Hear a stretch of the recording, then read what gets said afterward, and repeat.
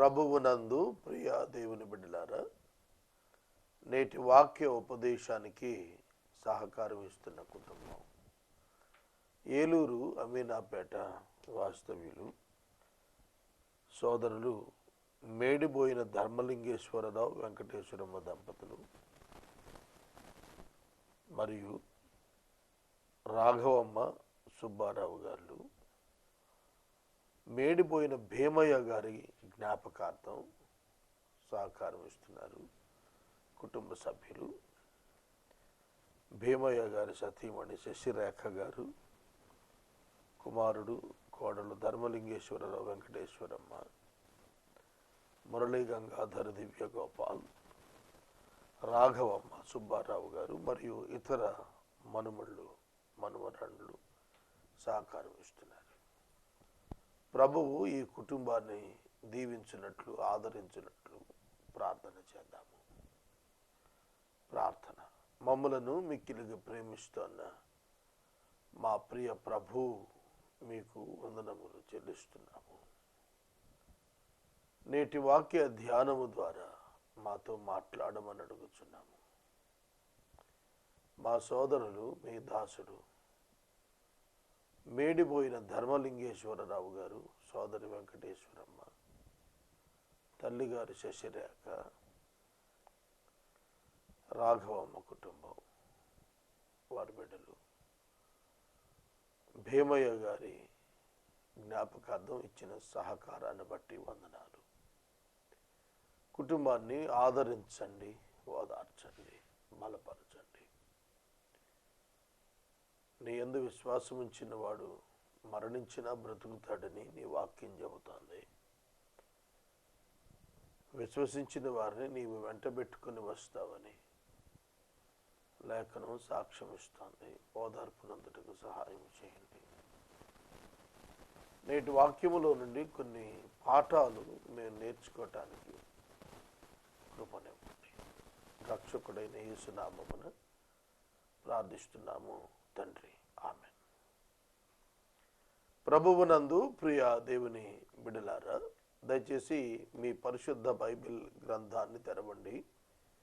Mark శుభవార్త 6వ అధ్యాయము 53వ వచనము నుండి వాక్యము గమనించమని ప్రభు పేరిట నేను మనవి చేస్తున్నాను. మార్కు సువార్త 6వ అధ్యాయం 53వ వచనం నుండి మనం ధ్యానిద్దాము. గత సంవత్సరం ఇదే రోజు 5000 ఎపిసోడ్స్ పూర్తి చేసుకున్నాము. మరలా ఒక సంవత్సరం గడిచింది. ఇది దేవుని కృప, ఇది దేవుని మహాకృప. ప్రభువును స్తుతిస్తున్నాను. వాక్య ధ్యానంలోనికి వెళదాం.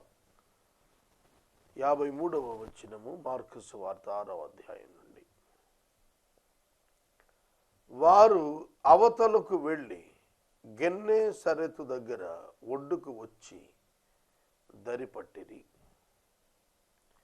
When they had crossed over, they came to land at Gennesaret and moved to the shore. వారు దిగగానే జనులు ఆయనను గురుతు పట్టిరి. And when they got out of the boat, the people immediately recognized him. ఆ ప్రదేశమందంతటా వారు పరిగెత్తుకుని పోయి ఆయన ఉన్నాడని వినిన చోటునకు రోగులను మంచముల మీద మోసుకుని వచ్చుటకు మొదలుపెట్టిరి. And ran about the people and ran about the whole region and began to bring the sick people on their beds to wherever they heard he was. నేను 3 వచనాలు చదివాను. ఇందులో కొన్ని గమనించదగిన అంశములు ఉన్నవి. వారు గెన్నే సరతు అనే స్థలము చేరునట్లు వారు ప్రయాణిస్తున్న దోణెను వారు ఒడ్డునకు చేర్చారు. చూడండి, యేసు సముద్రము మీద ప్రయాణం చేస్తున్న శిష్యుల యొద్దకు సముద్రముపై నడిచి వచ్చారు. సముద్రము మీద ఆయన నడుస్తున్నప్పుడు వారు భూతము అని చెప్పి తలంచి కేకలేశారు. గమనించండి, శిష్యులు యేసును గుర్తించలేకపోయారు. నా మాట అర్థమవుతుందా? 3.5 సంవత్సరాలు ఆయనతో ఉన్నవాళ్ళు వీళ్ళు. ఉదయం లేచింది మొదలు 24 గంటలు ఆయనతో సహవాసం చేస్తున్నవాళ్ళు. కానీ సముద్రము మీద ఆయన నడిచి వస్తుంటే ఆయనను గుర్తించలేదు. కారణం అవిశ్వాసం. ఆయన రూపం ఏమీ మారలేదు. రూపాంతరపు పర్వతం మీద రూపం మారింది, కానీ సముద్రం మీద నడుస్తున్నప్పుడు రూపం మారలేదు. కానీ యేసుక్రీస్తు ప్రభువును సొంత శిష్యులు భూతం అని భ్రమించి కేకలేశారు. See the difference. కానీ గెన్నేసరెతు ప్రాంతములో ఉన్నటువంటి ప్రజలు ఆయన దోణి దిగి గట్టుకు రాగానే చూచి గురుతు పట్టి ఆయన యొద్దకు పరుగెత్తుకుని వచ్చి చూచి మరలా పరిగెత్తుకొని పట్టణాల్లోనికి వెళ్ళి రోగులను మంచాల మీదే పట్టుకొని ఆయన ఎక్కడున్నాడని చెప్పారు. అక్కడికి పరిగెత్తుకొచ్చేశారు. వీళ్ళు నమ్మారు, గుర్తుపట్టారు, నమ్మారు, పరిగెత్తుకెళ్ళి మంచాల మీద ఉన్న రోగులను మంచాలతో సహా తీసుకొచ్చారు. గమనించాల్సింది ఏమిటంటే, నిత్యము ఉండే శిష్యులు యేసు నీటి మీద నడిచొస్తాడు, వస్తున్నాడు, వచ్చి ఉన్నాడు అనేది నమ్మలేక భూతం అని కేకలేశారు, భయపడ్డారు. ఎప్పుడో చూసి ఎప్పుడో ఒకసారి విన్నటువంటి గెన్నేసరెతు ప్రాంతవాసులు యేసు దోణి దిగితే ఒక్కసారి చూచి ఆయన యందు విశ్వాసం ఉంచి ఆయన చేసిన అద్భుతాలను తెలుసుకున్న ప్రజలుగా వాళ్ళు కేకలు పెట్టుకుంటూ పరుగులెత్తుకుంటూ వెళ్ళి రోగులను విశ్వాసంతో తీసుకొచ్చేశారు. ఇందులో ఒక పాఠం ఉంది. మొదటివారు కడపటివారు, కడపటివారు మొదటివారు. అపోస్తలులు మొదటివారు, కానీ వాళ్ళు యేసు నీటి మీద నడిచి వచ్చినప్పుడు కడపటి వారి వలె ప్రవర్తించారు. గెన్నేసరెతు ప్రాంతపు వారు కడపటి వారు వంటి వారు, లీస్ట్ పీపుల్. కానీ వారి విశ్వాసము, వారు పరుగు మనం చూస్తున్నప్పుడు వారు మొదటి వారిగా వచ్చారు. చాలా సందర్భాల్లో మనం అనుకుంటాం, we are very nearer to ministry, Bible, prayers, service. కానీ సడన్గా ఒక అకస్మాత్తు పరిస్థితి వస్తే నమ్మటానికి మనం వెనకంజేస్తూ ఉంటాం. నీటి మీద నడిచొస్తున్నాడు, ఎవ్వరూ నడవలేరు. యేసు నడవగలడు కదా. యేసు అన్ని అద్భుతాలు వాళ్ళ కళ్ళ ముందు చేసి చూపిస్తే నీటి మీద నడవగలడు అనే ఒక సింపుల్ కామన్ సెన్స్ ఎందుకు వాడలేకపోయారు? కాబట్టి కామన్ సెన్స్ని బట్టి స్పిరిచువల్ లైఫ్ ఉండదనేది అర్థం చేసుకోవచ్చు. ఇక్కడ మనకున్న ఇంటెలిజెన్స్ని బట్టో కామన్ సెన్స్ని బట్టో కాదు. యేసును విశ్వసించిన వారు గుర్తుపడతారు. గుర్తు పట్టిన వారు విశ్వసించటం కాదు, విశ్వసించారు, గుండె నిండా ఉన్నాడు, గుర్తుపట్టారు. ఆయన యందు నమ్మకం ప్రధానం. మేము క్రైస్తవులము 3 తరములుగా, మా పేర్లు కూడా బైబిల్లో ఉన్నాయి. మా కుటుంబాలు మందిరానికి వెళ్తాం, సందాలు ఇస్తాము, వాక్యం చదువుతాము, పాటలు పాడుతాము, ప్రార్థనలు చేస్తాము, అన్నీ బాగున్నాయి. What about the faith on Jesus in strange times? భిన్న పరిస్థితులు వచ్చినప్పుడు how you feel, how you believe, how you trust? ఎలా నమ్మగలుగుతున్నావు ఆయన్ని? It's more important. Disciples failed to believe him, to trust him. సోదరుడు, సోదరి, నీవు అనుదినము కూడా ఉన్నతమైన ఆధ్యాత్మిక పనిలో ఉన్నట్టుగా ఉన్నావేమో.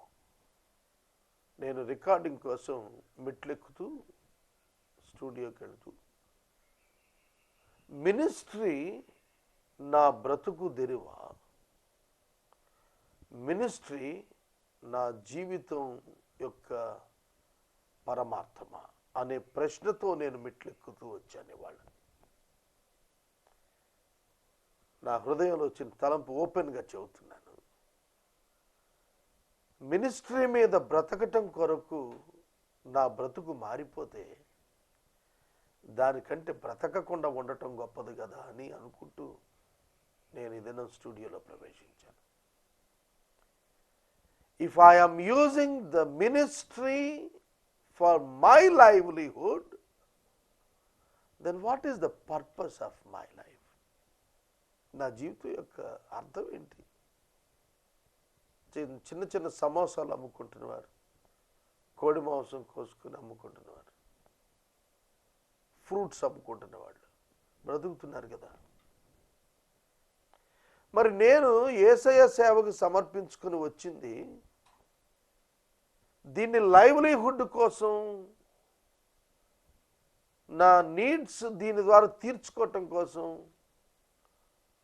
నేను యేసును వెంబడిస్తుంటే, యేసుని గురించి ప్రకటిస్తుంటే, యేసుని గురించి ప్రకటిస్తున్న కారణాన్ని నేను బ్రతకాలనుకుంటే, if I turn my attitude towards my livelihood on ministry, it is shameful for my 25 years ministry.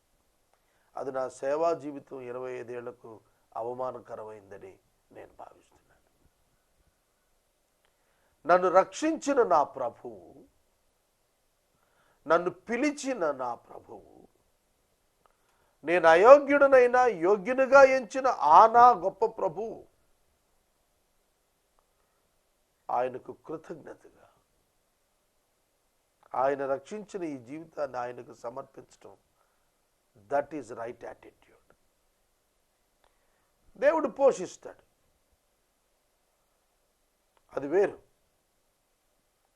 కానీ పోషణ కొరకు సేవ కాదు. ఇక్కడ నేను డిసైపుల్స్ని జ్ఞాపకం చేస్తున్నాను. వారు తమ సొంత ఉద్యోగాలన్నీ వదిలేశారు, వ్యాపారాలు వదిలేశారు, వచ్చేశారు, ప్రభువుతో ఉన్నారు. దేవుడు వారి పట్ల ఒక ప్రణాళిక కలిగి ప్రపంచ సువార్థీకరణకు వారిని సిద్ధం చేస్తున్నాడు. అందుకే వారిని సమీపంగా పిలుచుకొని యేసు ట్రైనింగ్ ఇస్తున్నాడు, ఇంటెన్సివ్ ట్రైనింగ్ ఇస్తున్నాడు. మరి అటువంటిప్పుడు వాళ్ళు ఎలా ఉండాలి? 10 మందికి మాదిరిగా ఉండవలసిన వారు 10 మంది చేత చెప్పించుకునేట్లుగానే ఉన్నారు. Today's Christianity is just like our disciples. మన అపోస్తలులు ఎట్లున్నారో అట్లానే నేటి క్రైస్తవ్యం కూడా ఉండిపోయింది. నేటి క్రైస్తవ్యం కూడా ఆ విధంగానే తయారైపోయింది. సోదరుడా, సోదరి, ఏ సేవకుడైనా నేను పోషించబడుటకు నా ఆర్థిక వనరులు పరిచర్యను బట్టి నేను వెళ్ళలేకపోతున్నాను అని అంటే don't trust that servant of God. నాకు ఒక ఉత్తరం వచ్చింది.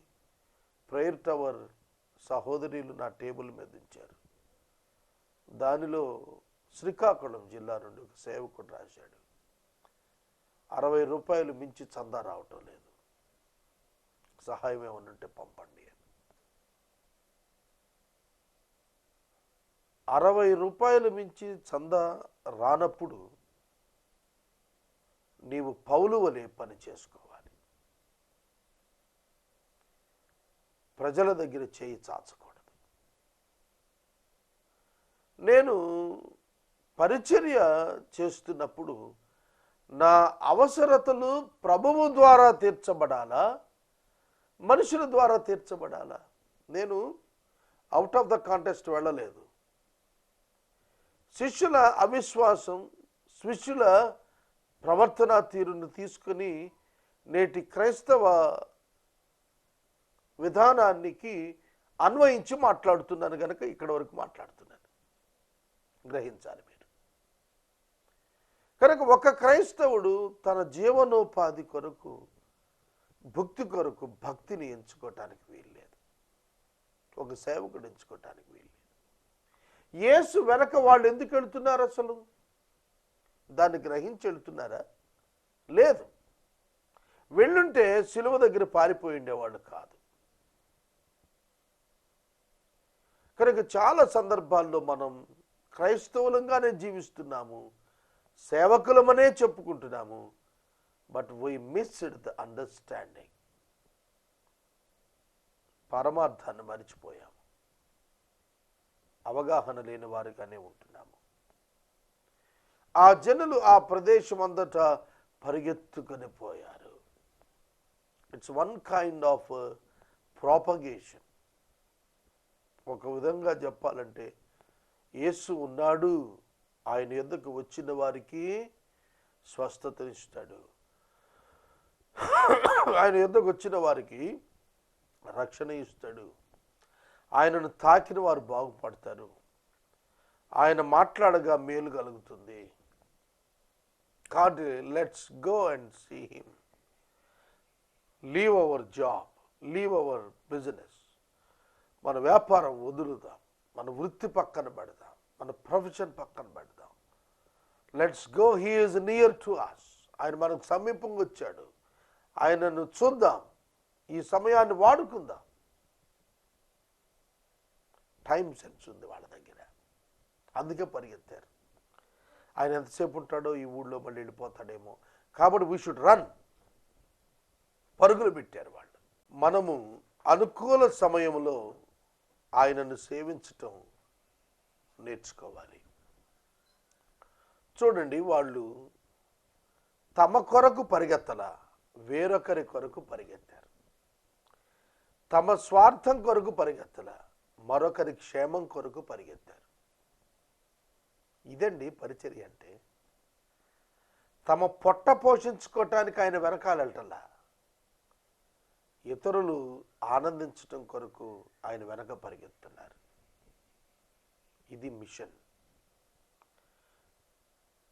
నీ మిషన్ ఏమిటి? అసలు నీ ఉద్దేశం ఏమిటి? నీ పని ఏమిటి? నీ తీరేమిటి? నీవు విశ్లేషించుకోవాలి. ఆయన ఉన్న చోటకు రోగులను తీసుకుని వచ్చుట మొదలుపెట్టి గ్రామములలోనూ, పట్టణములలోనూ, పల్లెటూళ్ళలోనూ ఆయన ఎక్కడ ఉన్నాడో, ఎక్కడ ప్రవేశించాడో అక్కడికి జనులను, రోగులను సంత వీధుల్లో ఉంచి ఆయనను వారిని వస్త్రం చెంగు ముట్టనిమ్మని వేడుకొనుచు ఉన్నారు. సంత వీధులు అంటే ఏమిటి? సంత బజారులు, సంతలు జరుగుతాయి. ఇప్పటికీ కొన్ని ప్రాంతాల్లో సంతలు ఉంటాయి. గిరిజన ప్రాంతాల వారికి ఎక్కువ బాగా తెలుస్తుంది, ఎందుకంటే ట్రాన్స్పోర్టేషన్ ఉండదు కనుక. వారంలో ఒకరోజు మార్కెట్ అంతా కూడా వారున్న స్థలానికే తరలి వెళుతుంది. నేను మహారాష్ట్రలో ఒక చోట చూచాను, ఔరంగాబాద్ దగ్గర చదువుకునే కాలంలో ఒక స్థలంలో గమనించాను.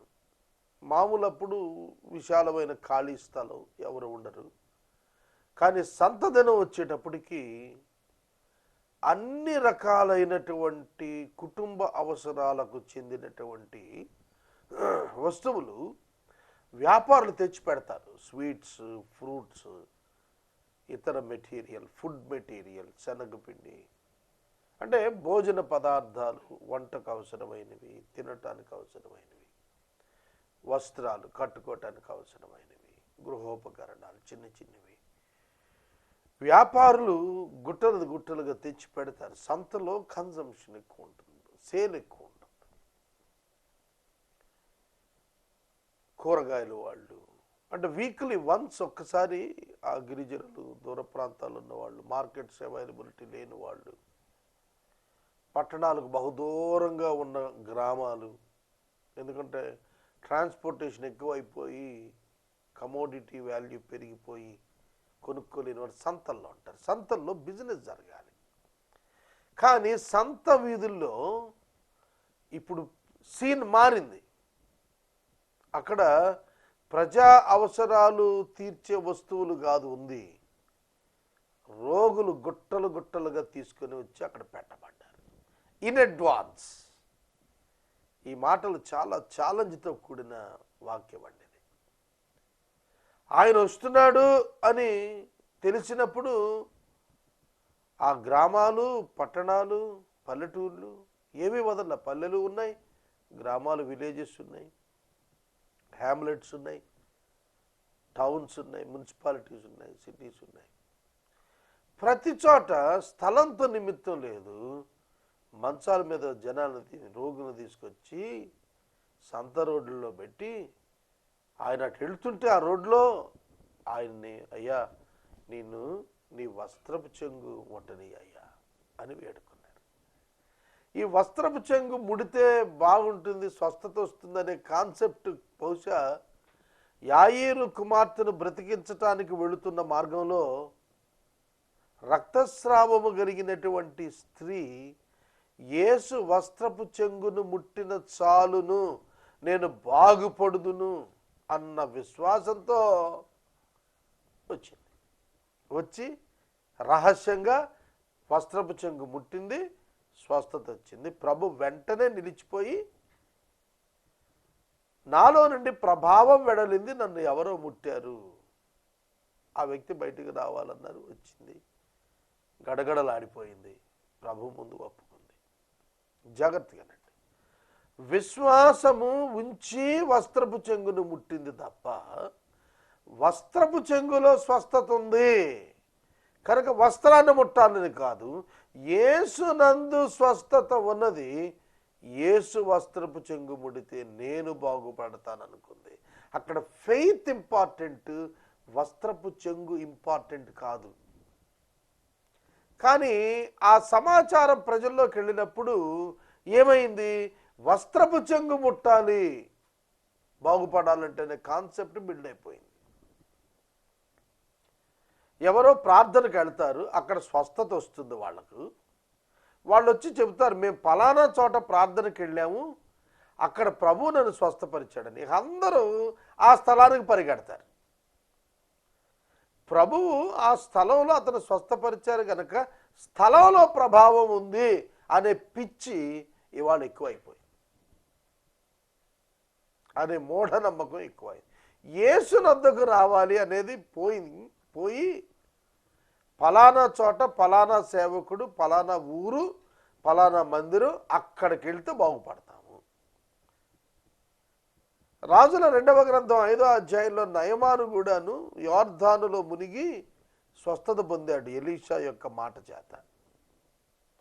ఆ తర్వాత చాలామంది వచ్చి యోర్దానులో కుష్ఠవాడు మునగటం మొదలుపెట్టారు. ఒకవేళ యోర్దాను అతడు మునిగినటువంటి స్థలం చాలా ప్రసిద్ధి అయిపోయి జనులు కుటుంబాలతో సహా వచ్చేసి అక్కడ ఒక పెద్ద పుణ్యక్షేత్రంలా చేసేసి ఉంటారు. చాలామంది వెళ్ళి మునిగారు, కానీ ఎవరికి స్వస్థత రాలే. కనుక ప్రభువు స్వస్థపరిచాడు కదా అని ఆ స్వస్థత ఒక శాలకు చెందినదనో, ఒక సేవకుడికి చెందినదను అనుకుంటే అది వస్త్రంలో స్వస్థత ఉందని నమ్మినట్టు తప్ప యేసునందున్నట్టు కాదు. కనుక వస్త్రానికి ప్రభావం వచ్చినట్టుగా స్థలాలకు, వ్యక్తులకు ఇంపార్టెన్స్ ఇస్తున్నారు. ఒక సేవకుడు నన్ను దర్శించాడు ఈ మధ్యన, ఒక చిన్న యవ్వనుడు. ఆయన మాట్లాడుతూ లైవ్లో ఫోన్లు చేయటానికి నన్ను రమ్మన్నారు. ప్రార్థన జరుగుతుందండి, మా టెలివిజన్ ప్రోగ్రాం, లైవ్ ప్రోగ్రాం. ప్రజలకు ప్రార్థన చేయాలి, మీరు స్వస్థత రావాలని మీరు ప్రార్థించాలి, రమ్మన్నారు.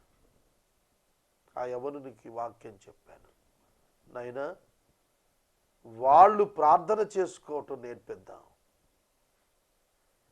వాళ్ళు ప్రార్థించటం, వారు ప్రభువు దగ్గరికి రావటం, వారు విశ్వసించటం నేర్పిద్దాం.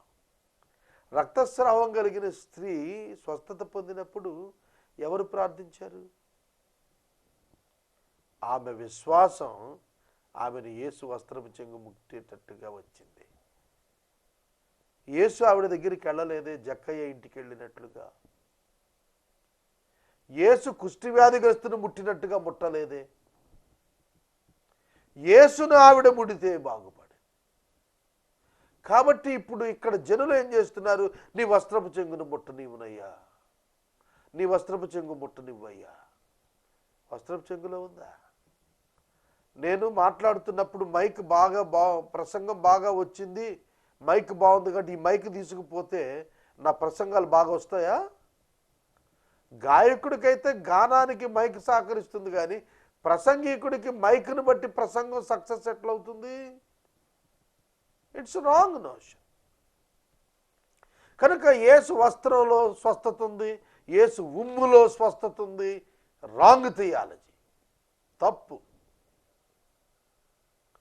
అందుకనే ఒక చోట కృష్ణా జిల్లాలో ఒక సేవకుడి యొక్క సమాధి మీద ఉన్న మట్టి తింటే పిల్లలు పుడతారన్నారట.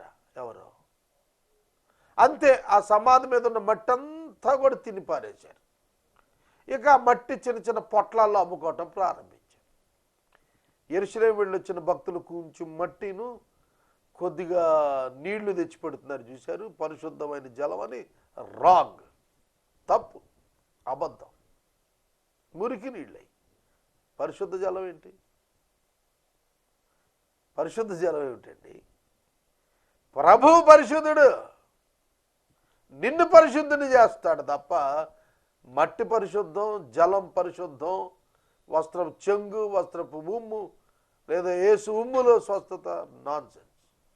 It's not clear, it's not biblical.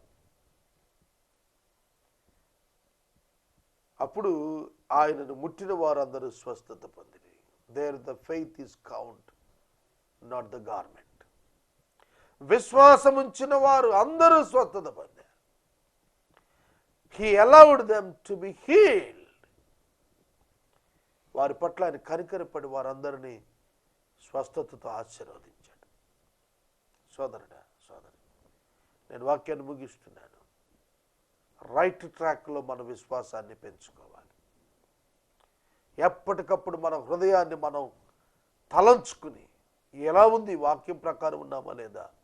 Wear we missed the mark. Sin అంటే అర్థం ఏంటో తెలుసా? Missed the mark. మార్గము తప్పిపోవుట పాపము, నడవవలసిన మార్గమును నడవకపోవుట పాపము, ఆలోచించవలసినది ఆలోచించకపోవుట పాపములోనికి నడిపిస్తుంది, తీసుకొనకూడని తీర్మానం తీసుకున్నట పాపము. సిన్ ఈజ్ ఇంటర్నల్, హృదయ సంబంధమైనది పాపము. Not the activity but the motive. నీ క్రియ కాదు, క్రియ వెనక ఉద్దేశం నిన్ను పాపానికి తీసుకెళ్తాను. నేను ముగిస్తున్నాను. ఈ గ్రామాలలోని వ్యక్తుల యొక్క విశ్వాసము, వారిని తీసుకుని వచ్చిన వారి యొక్క విశ్వాసము, కనుక ఆ విశ్వాసము వారికి స్వస్థతనిచ్చింది, రక్షణ ఇచ్చింది. నేటి వాక్య ఉపదేశానికి సహకారం ఇచ్చిన కుటుంబం ఏలూరు అమీనాపేట వాస్తవ్యులు మేడిపోయిన భీమయ్య గారి జ్ఞాపకార్థం భార్య శిశిరేఖ, కుమారుడు కోడలు ధర్మలింగేశ్వరరావు వెంకటేశ్వరమ్మ, కుమార్తె అల్లుడు రాఘవమ్మ సుబ్బారావు గారు, మురళీ గంగాధర్, దివ్య గోపాల్ మరియు ఇతర మనములు మనమరాండ్రు. ప్రభు ఈ కుటుంబాన్ని దీవించును గాక. 5000 ఎపిసోడ్స్ అయ్యి 1 సంవత్సరం పూర్తయింది. మరియు యేసే పరిష్కారం కార్యక్రమం కొనసాగునట్లు మీరు ప్రార్థించాలని ప్రభు పేరిట నేను మనవి చేస్తున్నాను. ప్రార్థించుకుందాం. మమ్మల్ని మిక్కిలిగా ప్రేమిస్తున్న మా తండ్రి, మీకు వందనాలు, స్తోత్రాలు. నేటి వాక్య ధ్యానం ద్వారా మమ్మలను దీవించినందుకు కృతజ్ఞతలు.